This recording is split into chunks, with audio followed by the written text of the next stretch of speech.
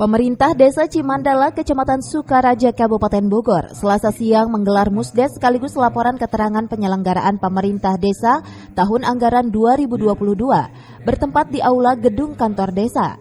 Dihadiri para pengurus RT dan RW serta BPD membahas terkait anggaran dana desa tahun 2022 yang masih menjadi prioritas untuk bantuan langsung tunai.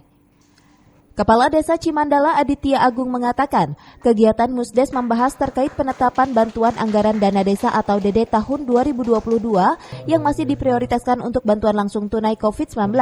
Namun di tahun sekarang, Desa Cimandala mengalami penurunan dari total 152 orang warga penerima menjadi 127 orang. Musyawarah khusus dengan BPD, diselenggarakan oleh BPD berkaitan dengan calon penerima BLT-DD tahun 2022.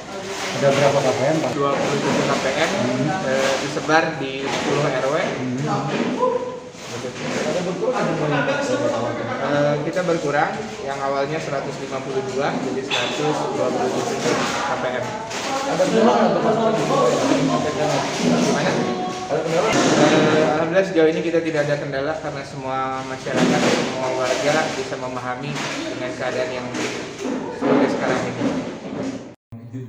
Menurut Agung, anggaran dana desa yang dialokasikan untuk BLT masing-masing KPM menerima sebesar Rp300.000 per bulan selama 1 tahun.